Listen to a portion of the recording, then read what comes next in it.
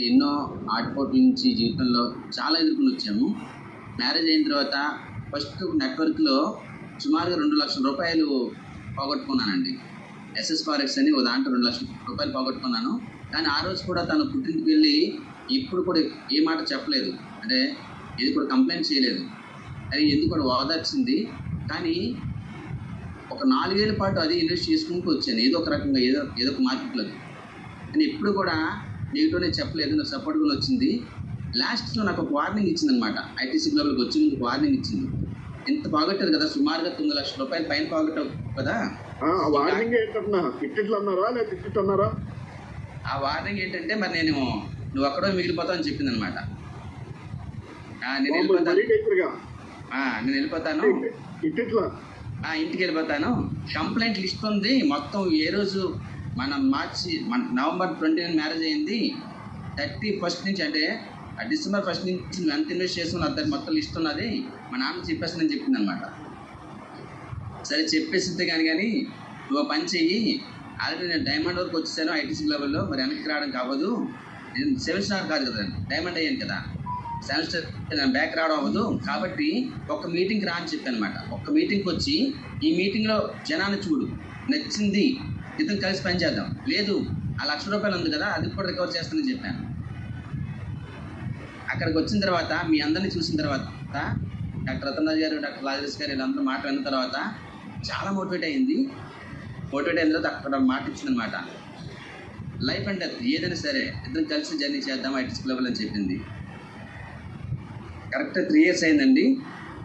ఈ 3 yearsలో వెన్నంటూ ఉంది నాతోటి, అన్ని రకాలుగా నాకు సపోర్ట్ చేస్తుంది. ప్రతిరోజు మా ఇద్దరికి గొడవలు వస్తే గొడవలు పక్కన పెట్టేస్తాం.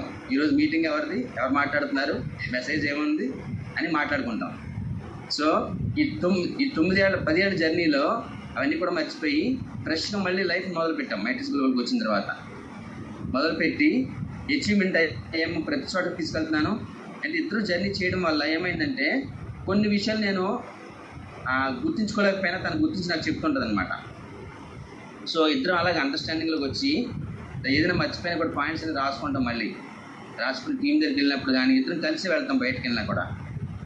ఎందుకంటే కంప్లైంట్ అనేది ఒకరు ఫెయిల్ అయిన అనుకోండి తిట్టుకోకర్లేదు, ఇద్దరు కూడా జర్నీలో సక్సెస్ అయ్యాం కాబట్టి ఇబ్బంది లేదు. ఇప్పుడు కంప్లైంట్స్ ఏం లేవు, హ్యాపీగా జర్నీ చేస్తున్నాము. మేము ఈ సంవత్సరంలో ఒక గోల్ పెట్టుకున్నాం, నెక్స్ట్ ఇయర్ మళ్ళీ బర్త్డే కల్లా ఏదైతే నేను లాస్ అయ్యానో సుమారుగా 15,00,000 రూపాయల పైన లాస్ అయ్యాను మ్యారేజ్ అయినప్పటి నుంచి, అవన్నీ కూడా దీంట్లో రికవరీ చేసి మళ్ళీ నీకు ఆ స్టాండర్డ్స్ ఇస్తానని చెప్పేసి అన్నాను. కానీ వడ్డీగా ఏమిస్తానంటే తను కానీ కంప్లైంట్ చేసి ఉంటే చాలా మాటలు పడి ఉంటున్నాను నేను. కాబట్టి ఆ యొక్క రెస్పెక్ట్ అంతా కూడా నేను తనకి ఇస్తున్నాను. మీకు ఒక మాట చెప్తాను. ఇప్పుడు సపోజ్ నా గురించి తను వాళ్ళ నాన్నగారు కంప్లైంట్ చేసింది అనుకోండి, ఆయన చాలా మాటలు అంటారు కదా, పిల్ల భవిష్యత్తు పాడైపోతుందని అంటారు కదా. కానీ ఇప్పుడు కూడా ఒక మాట కూడా చెప్పలేదు నాకు. అక్కడ ఎప్పుడు కంప్లైంట్ అనేది లేదు. నేను ఆ గౌరవంగా మనసులో పెట్టుకొని జర్నీ చేస్తున్నాము. ఖచ్చితంగా ఆవిడకి ఏదైతే మాట ఇచ్చినా నెక్స్ట్ ఇయర్ కల్లా అది కంప్లీట్ చేస్తానని చెప్పి నేను మీ అందరి సభాముఖంగా కోరుకుంటున్నాను. అది ఖచ్చితంగా కంప్లీట్ అవుతుంది. మీ అందరి బ్లెస్సింగ్స్ కావాలి మాకు. Thank you so much sir.